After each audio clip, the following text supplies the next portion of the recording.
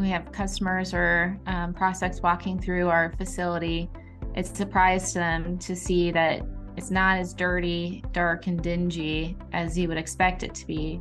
And especially when you're working with alloys such as aluminum, which is a material that is easily recyclable. It's probably one of the most recyclable materials you can use.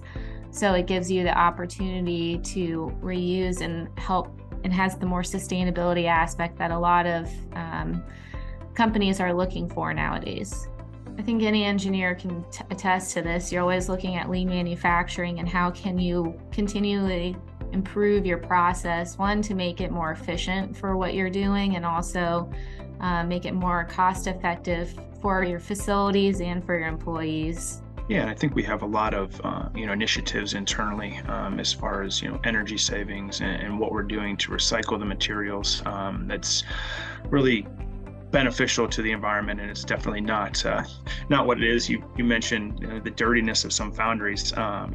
Everybody wants to come to work every day and not be in a dark, dingy, dirty place. And I think we do a great job of maintaining our foundry and our machine shop and making it a good place for people to come and want to show up to work.